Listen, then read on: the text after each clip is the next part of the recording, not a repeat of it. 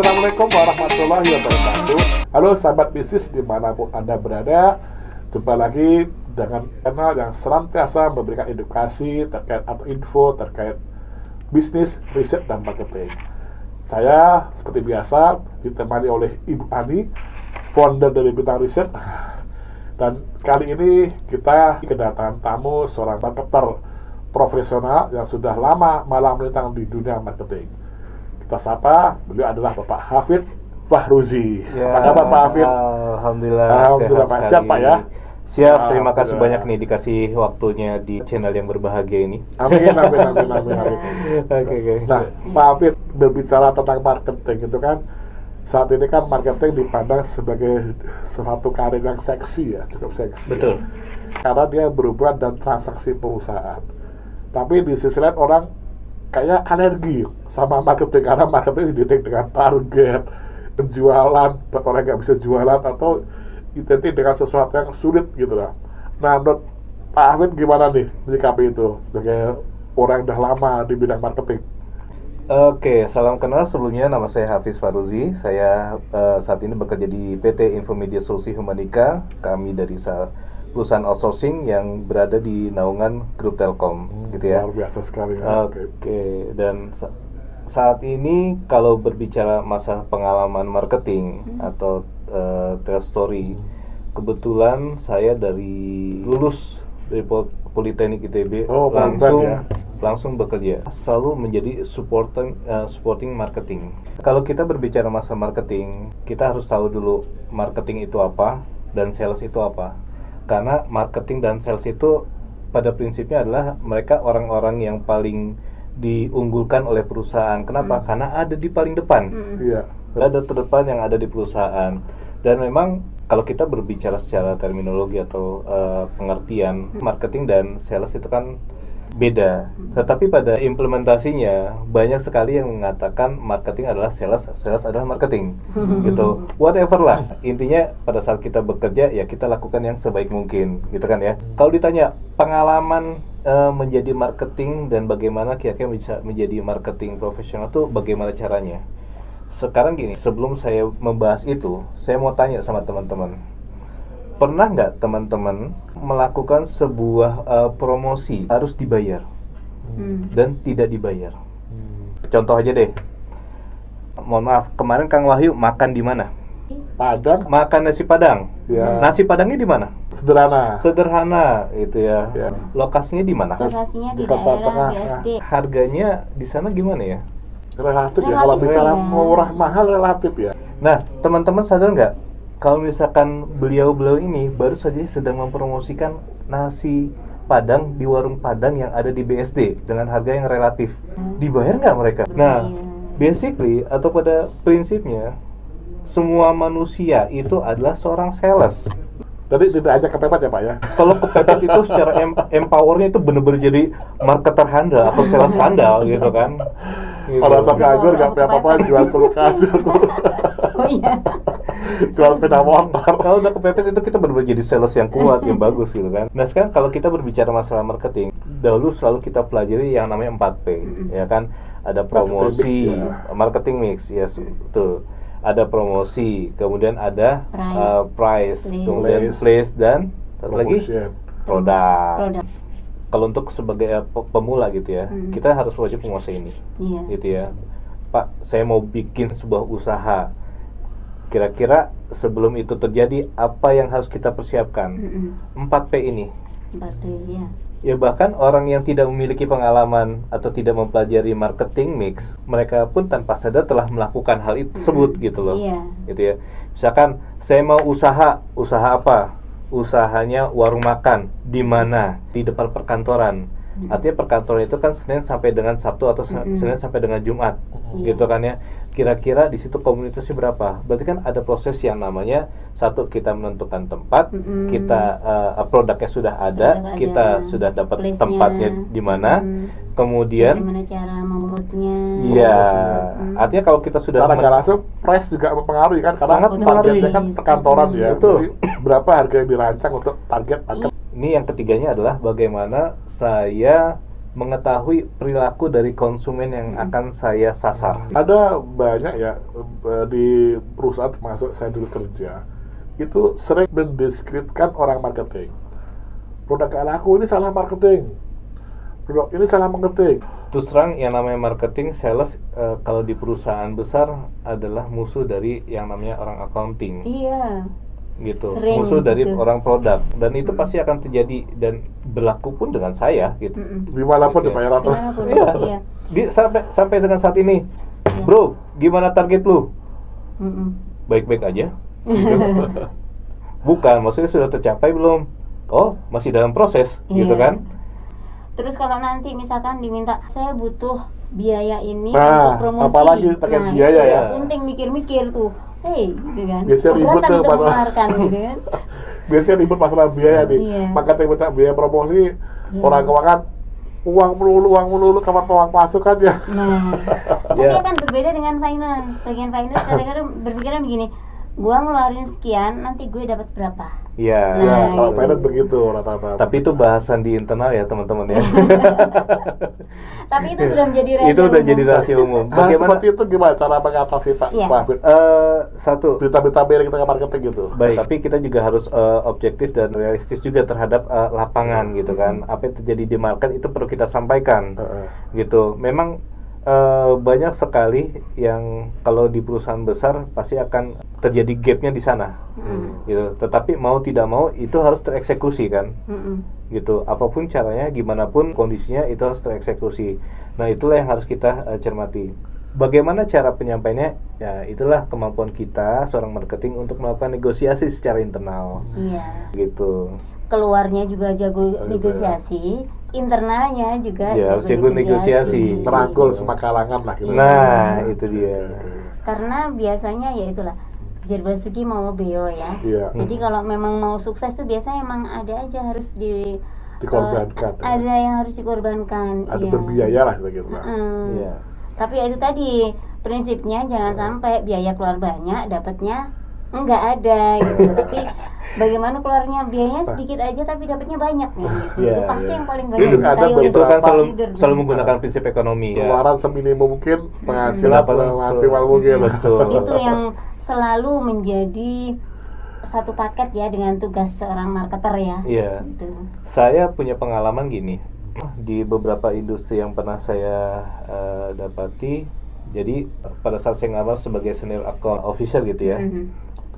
Nah, pada saat sebelum saya masuk di perusahaan tersebut, ya, ini salah satu tips kita untuk melamar pekerjaan juga teman-teman ya. Apa yang saya lakukan? Sebelum saya sign kontrak, saya sudah jualan duluan teman-teman. Gitu ya, Gitu. curi start ya. Curi start. Curi start dulu. Jadi saya sudah curi start duluan pada saat sign kontrak gitu ya. Pada saat oke, kita nego berhasil, kita sudah join dan lain sebagainya. Kita satu tim, satu angkatan itu tinggal langsung proses dealing. Sementara teman-teman itu masih berpikir gimana caranya. Memperkenalkan Betul. produk. Karena salah satu strategi dari menjadi seorang marketing yang baik adalah kita membuka link. Karena dengan adanya network kita itu tidak mustahil apa yang kita rasakan berat. Aduh, target sekian besar gitu ya. Dengan adanya network, kita akan berbagi masalah. Dan ini pun saya lakukan. Kita berbicara, gue punya produk seperti ini. Kira-kira di kantornya bisa masuk nggak? Gitu. Nggak usah langsung ngedilin gini deh. Gitu. Mungkin teman kita banyak di perusahaan-perusahaan, tapi apakah mereka seorang decision maker? Apakah mereka menjadi key person yang kita cari? Belum tentu juga. Tapi yang paling penting adalah pada saat kita masuk ke sebuah perusahaan, yang mau kita tuju siapa? Gitu loh. Iya. Nah, siapanya itu yang Cara untuk berubah langsung dan kontak person yang decision maker gimana, Cak? ini udah tips and trick yang Tips and trick nih ya, karena pasti teman-teman lebih nungguin juga Ya. kayak gini ya. satu. Oke. Tips and trick dari saya adalah bagaimana caranya kita bisa mendapatkan key person. Mungkin berapa gampang ya dengan cara googling atau gimana pun kita Iya. misalnya CEO PT X itu mudah didapat ya. Nah sekarang cara kita untuk Menuju ketemu titik, dengan betul. beliau ini loh, Oke. Gini, ternyata dia decision maker tertinggi misalnya, dia keputusan dari dia semua. anggap kita sudah mengetahui ya siapa decision makernya, tapi kita tidak pernah bisa ketemu dengan mereka. Teman-teman bisa coba hunting melalui media sosial. LinkedIn ya. Satu, kita coba pelajari dulu perusahaan yang akan kita tuju. Kemudian yang kedua, oke, kita sudah dapatkan perusahaan tersebut, kira-kira kita punya referral di sana atau tidak. Kalau misalkan tidak, kita coba cari media sosial, jejaring sosial yang memang ada korelasinya dengan apa yang kita tuju tersebut. Tidak mungkin tidak. Ada satu jejaring sosial yang memang itu di situ perusahaan semua juga ada. Kita tinggal coba searching aja, kita akan ketemu. Jejaring itu atau network itu yang tadi kita bahas barusan itu bisa kita dapatkan satu. Kita punya kampus kan. Dulu kan dari sebuah alumni perguruan tinggi kan, gitu. Di situ bisa. Kemudian juga yang kedua, kita coba network media sosial kita manfaatkan, gitu. Kita manfaatkan pada saat kita mencari referral, ya itu mungkin tidak semuanya bisa memberikan, gitu ya. Pada saat satu step pertama ini nggak bisa, udah canvassing aja langsung, gitu. Kenapa? Karena pada saat canvassing ya kita harus bermental baja, ditolak nggak masalah, masih ada yang lain, gitu kan. Hajar aja terus, gitu. Baik dari eksternal ataupun dari internal itu saya sering banget ditolak. Jadi nggak patah semangat sih. Artinya gini, biasanya mereka itu menolak bukan berarti mengatakan tidak. Bisa jadi menolak itu lu datang di waktu yang tidak tepat, gitu. Mungkin bisa jadi next lah. Atau karena dia belum tahu. Kemudian untuk menciptakan trust-nya bahwa yang saya tawarkan ini adalah benar-benar bermanfaat untuk Anda gitu. Itu gimana, Pak?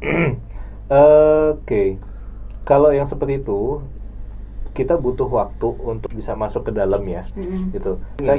Kita mau berbicara corporate atau kita mau berbicara secara individu, karena dua pendekatan ini akan berbeda.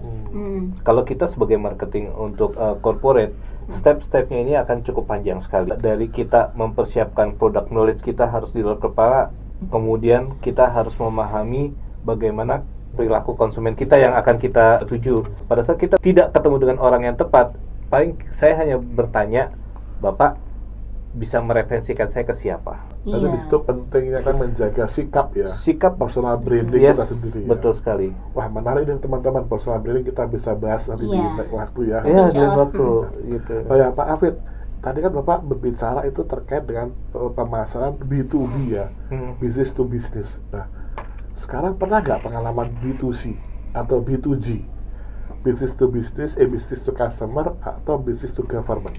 Yes, kalau untuk B2C ya. Oh, pernah juga. Pernah, gitu ya. Strateginya sama nggak dengan B2B?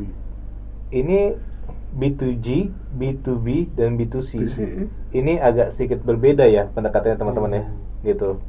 Kalau kita berbicara apa yang harus kita miliki, satu produk jelas. Kemudian tadi masalah targetnya siapa, dan perilaku konsumen yang kita hadapi ini kan berbeda-beda. Untuk teman-teman yang di lapangan, ya mungkin akan sangat mengetahui bagaimana cara kita mendekati B2C.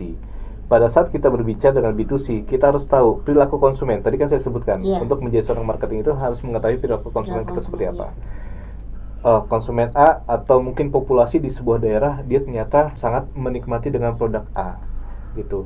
Bagaimana dengan produk B? Belum tentu produk B ini bisa masuk di populasi tersebut, di area tersebut atau di komunitas tersebut. Jadi contoh gini, kita boleh sebut nama atau sebut merek? Positif nggak apa-apa. Contoh gini, Indomie, ya kan? Iya. Teman-teman tahu ya Indomie. Siapa yang nggak tahu gitu ya Indomie. Anak kos Saya tadi mau sebutkan di Insta gitu, cuma nggak apa-apa lah ya. Nggak apa ya. Indomie. Mohon izin ya untuk teman-teman yang berkaitan gitu ya. Kalau kita berbicara dengan Indomie gitu ya, mohon maaf sekali. Tetapi ini sangat bagus. Indomie sangat disukai semua orang, sampai dengan di Afrika sendiri itu bahkan mereka mengatakan Indomie itu adalah produk asli mereka, padahal Indomie itu mie-nya Indonesia tuh.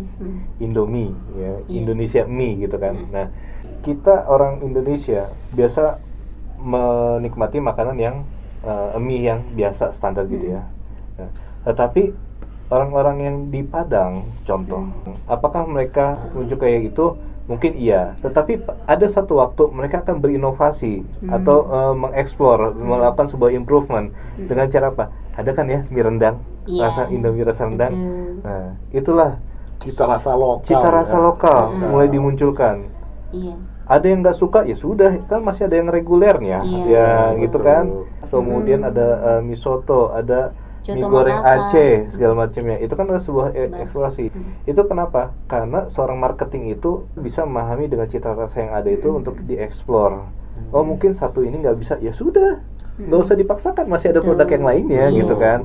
Itu kalau kita bicara B2C teman-teman, kita melihat perilaku konsumen dan kita menciptakan sebuah produk yang memang bisa diterima di semua kalangan. Kemudian bagaimana dengan B2B? B2B itu produk yang sama yang harus kita sampaikan kepada internal user, gitu kan. Ya tadi step-stepnya sangat panjang. Terus bagaimana cara kita bisa, ya butuh waktu teman-teman. Tetapi yang penting adalah network. Kita bisa dapatkan satu nama di sebuah perusahaan, itu ada satu pintu untuk kita bisa masuk ke dalam perusahaan tersebut. Lebih berliku ya jalannya. Betul, lebih berliku. Tapi lebih berliku lagi kalau misalnya kita berbicara dengan government. Oh iya. Dengan government Business to teman-teman. government ya. Lebih Tapi itu seningnya worth lebih it. ini lagi ya. Tapi itu worth it kalau sukses. Kalau B2B itu nanti kan wajar lah kalau mereka itu membutuhkan waktu yang lebih panjang untuk memutuskan, karena itu keputusan besar, bukan keputusan kecil. Betul. Itu menyangkut hajat hidup banyak orang. Betul, kan gitu. betul sekali. Government apa lagi? Government apa lagi? Nah, terlepas dari hal tersebut, saya tidak akan berbicara kesulitannya di mana. Karena apa? Kalau kesulitan itu teman-teman harus merasakan, gitu loh. Betul. Once teman-teman merasakan itu sebuah kesulitan, anggap lagi nih, pada saat kita ketemu turunan, teman-teman jangan happy. Ya, teman-teman jangan senang. Kenapa? Karena setelah turunan itu ada tanjakan, gitu loh. Tapi pada saat teman-teman ketemu tanjakan, jangan khawatir, jangan pernah capek. Kenapa? Karena setelah tanjakan ada turunan. Iya. Teman-teman bisa refresh. Luar biasa analoginya ya. Gitu. Itu ya di situ. Jadi Jadi sakit ya udah nggak apa-apa. Kepala jadi kaki, kaki jadi Badai kepala, pasti itu adalah berlalu bleeding. ya. Gitu. Badai pasti berlalu. Itu adalah bisa. marketing dan sales itu adalah posisi di depan itu ya caci maki udah biasa sih sama atasan, ribet aja gitu kan, dinikmatin aja. Tapi semakin teman-teman mendapatkan sebuah inputan, advice dari orang lain, jangan dianggap sebagai cacian, tetapi apa, jadikan sebagai sebuah motivasi diri. Tapi keunggulan profesi marketer atau marketing di sini itu banyak dari CEO perusahaan besar Pak Hafid itu dari marketing Yes, betul. asalnya. Malah hasil survei terbesar dari marketing. Betul sekali. CEO hebat ini. Nah, jadi teman-teman kalau mau berkarya di marketing total lah. Karena apa? Marketing ini membawa nasib yang lebih baik. Iya. Marketing itu dicaci tapi dipuji gitu ya, sedikit. Dan dia kan ujung tombaknya ya. Jadi sebenarnya itu bisa dimaklumi bahwa marketing itu karena dia adalah ujung tombak dari keberhasilan suatu perusahaan, maka dia yang sangat diandalkan, sehingga kalau misalkan kurang atau tidak berhasil itu kan semuanya akan merasakan, sehingga tekanannya itu menjadi sangat besar. Tetapi untuk menjadi seorang marketing atau sales yang cerdas adalah dia bisa menempatkan dan dia bisa menghitung waktu. Pencapaian terbesar saya adalah pada saat saya sudah limited untuk bisa melakukan closing gitu ya. Tetapi saya cuma minta satu sama atasan saya. Ya biasanya kalau marketing, kalau enggak ini lo dapat surat penghargaan 1, surat penghargaan 2 gitu ya. Ini jangan dibilang surat peringatan teman-teman, tapi surat penghargaan gitu surat ya. cinta itu ya. Kalau surat cinta kan SC, ini SP. SP. Ups, gitu ya. Dari surat penghargaan tersebut ini akhirnya jadi pemicu gitu. Ya, saya cuma bilang, bos, ya kalau misalnya memang ini terakhir buat saya, nggak apa-apa. Tapi tolong kasih saya waktu sedikit lagi, gitu. Kenapa? Karena kita menggarap perusahaan kecil ataupun menggarap perusahaan besar sama aja capeknya. Maksudnya gini, ini ada sebuah produk, ini bagus banget buat kita memberikan kontribusi untuk perusahaan bisa growth gitu ya. Please buka dulu gitu ya. Tapi kadang agak sulit ya gitu. Kalau Mungkin merasa saya mah belum butuh. Begitu. Betul. Tapi kan kita melihat market. Kalau mereka kan hanya tahu satu line saja. Kalau kita kan sudah bisa melihat dari beberapa line. Nah, kita kembali lagi pada saat saya bilang tunggu deh bos gitu. Tunggu, kasih saya waktu. Ya, pada saat saya mengatakan hal tersebut, ya alhamdulillah gitu. Goal. Target 1 tahun langsung closing. Alhamdulillah. Nah, ini karena saya juga menyikapi begini, ada banyak perusahaan yang menurut saya ya, saya pribadi, marketing itu tidak bisa dinilai secara harian atau bulanan ya. Beda sama orang finance, orang administrasi, admin. Dan jelas, KPI jelas. Dia melakukan kerjaan harian bisa dinilai. Tapi kalau marketing ini, profesi marketing itu minimal setahun. Karena ada masa menanam. Betul, ada masa menanam. Contoh banyak teman-teman saya marketing begini Pak Afid, dia dikasih waktu 3 bulan, ya kan? 3 bulan dia belum closing juga nih. Pas dia resign, disuruh resign. Kalau dia nggak mencapai target, dia dikeluarkan. Closing. Nah, itu gimana tuh? Padahal itu sebenarnya adalah prestasinya dia, ya kan? Menurut saya sih jangan dulu, tunggu dulu. Kalaupun nanti probation itu ini, ya buat probation lagi tambahan. Iya. Artinya probation diperpanjang. Siapa tahu hasil dia menanam 3 bulan itu closing di bulan keempat. Lebih fair begini, kembali ke produknya dulu. Kalau produk itu B2C dan relatif fast moving, ya nggak apa-apa di bawah 3 bulan. Artinya produknya itu kayak contohnya pasta gigi ya, pasta gigi. Saya sebut nama Unilever, itu kan mudah dijualnya kan. Kalau dia sampai 3 bulan belum kejual juga, ya mungkin salesnya males gitu, nggak nawarkan. Tapi kalau produk yang sulit dijual, seperti halnya mesin, industri, yang sifatnya B2B, menurut saya sih kalau 3 bulan itu terlalu dini untuk memvonis bahwa si marketer atau sales itu nggak berhasil, nggak perform sukses. Apa yang tadi disampaikan, ya kasihlah waktu, karena memang betul untuk mencapai sebuah closing, apalagi untuk teman-teman yang marketing baru ya, atau yang mau jadi sales gitu ya, never give up. Saya selalu bernegosiasi, saya menyampaikan ini apa, pada saat sudah mau, wah kita belum capai target, satu, kunci komunikasi, ini yang paling utama. Kita sampaikan kepada atasan, bos, sabar bos, dikit lagi bos, gitu. Bolehlah diapain, tapi tahan dulu gitu. Kalau mau cut gue entar dulu, tunggu ini tuh. Kalau misalnya nggak berhasil ya udah, gitu kan. Nah, itu yang harus kita pada saat melakukan penyampaian hal tersebut, kita melakukan sebuah komunikasi, kita juga harus bisa meyakinkan, gitu kan. Saya melakukan pembuktian kok kemarin. Kalau kita mau bicara masalah marketing, gitu ya, dari yang simple sampai dengan hardnya itu banyak. Itu ya dari pembicaraan. Ini saya sangat berharap untuk teman-teman, ya ini juga untuk reminder diri saya sendiri, untuk menjadi seorang marketing itu adalah satu, kita harus mengetahui product knowledge kita. Kemudian yang kedua, kita harus tahu siapa yang menjadi target kita. Kemudian kita membuat strateginya. Dengan cara apa? Kita melihat perilaku konsumen yang membutuhkan produk kita itu seperti apa. Mungkin strategi itu tidak bisa kita nikmati dalam waktu short time, panjang, long time, gitu kan. Itu tadi ada masa untuk memperkenalkan dulu, betul, ya kan? Karena customer itu tidak semuanya itu bisa langsung trust pada kita, kecuali dengan melihat hasilnya. Terutama itu Mungkin B2B sama B2G ya. Jadi kadang-kadang kan memang butuh waktu untuk mempertimbangkan. Kadang-kadang pun mereka kan compare dulu dengan yang lain. Betul. Nah itu takes time banget memang. Gitu. Jadi betul. Apalagi kalau untuk proyek-proyek yang besar. Gitu. Ya mungkin kalau misalnya ada atasan saya atau teman-teman melihat saya akan berpikir, beda banget dengan, enggak. Semua itu butuh proses. Because success is not destination, success is journey gitu. Untuk menjadi sukses atau berhasil itu bukan tujuan akhir, tapi step by step-nya itu betul. Success is journey. Perjalanan itulah yang akan menciptakan menjadi sebuah kesuksesan. Ya mungkin itu sih yang bisa saya sampaikan. Nah, ini banyak sekali gimana Pak Afid menyikapi sekarang semakin banyak ya orang street marketer. Street marketer itu buat teman-teman yang belum tahu istilah ini ya. Street marketer itu orang-orang yang terjun ke marketing tanpa background pendidikan marketing.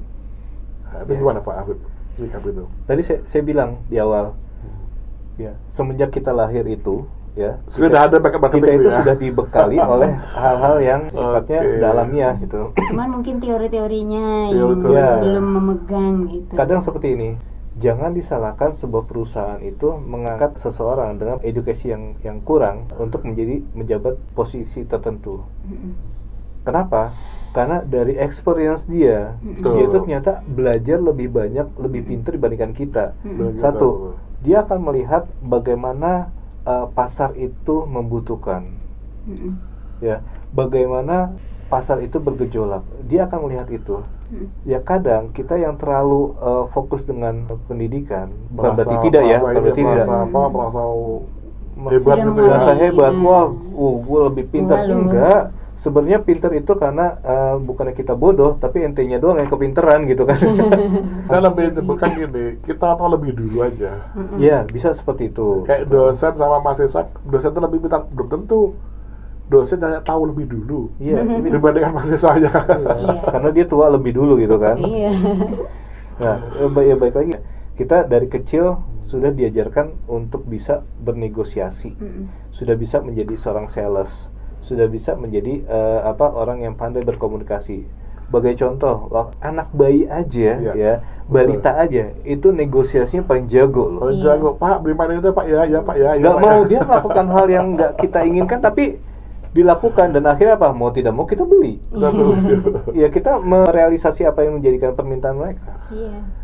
Itu dari kecil sudah dipupuk Betul, jadi betul, sales, komunikasi yang bagus, negosiator. Sebenarnya bakat itu sudah ada ya. Sudah Tinggal ada. hanya pendidikan ini hanya memoles Memperkuat, ya. justru memperkuat untuk dasar-dasarnya. Dari pembinaan Pak Afid, saya nangkep lebih ke arah seni ya, marketing itu ya. Marketing seni. Seni ya, Seni. jadi tergantung cara kita masuk itu berbeda ya. Betul.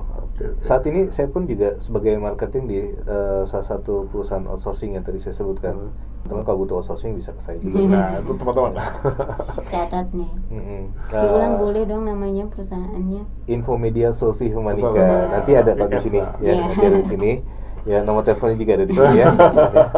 Mau butuh apa aja, teman-teman bisa di sini. Nah, ini salah satu bentuk komunikasi Menjual, marketing ya. gitu loh. Betul. Yang harus kita sampaikan. Iya. Outsourcing seperti apa? Hubungi saya. Itu aja.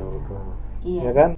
Dan disinilah saya sedang melakukan sebuah proses mempromosikan, gitu ya, mempromosikan perusahaan saya, dan Iya. apa yang saya kerjakan saat ini ada korelasi dengan apa yang kita bahas kok. Nah, jelas menarik di sini teman-teman. Jangan berkecil hati kita berprofesi sebagai marketer ya. Karena apa? Karena perlu diingat bahwa CEO hebat di seluruh dunia itu paling baik dari marketing. Kedua, para entrepreneur yang berhasil itu rata-rata latar belakang marketing. Jadi bersyukurlah kita atau anda berkarir sebagai marketing, itu modal awal untuk anda jadi seorang entrepreneur atau jadi seorang CEO. Semoga berhasil ya Pak Andi. Amin. Ya. Yang terakhir dari saya, success is not a destination, success is a journey. Itu selalu saya sampaikan. Saya selalu memotivasi diri saya seperti itu. Dan selalu satu lagi Kak, yang ingin saya sampaikan selain tadi kata-kata motivasi itu adalah saya selalu memiliki target pribadi.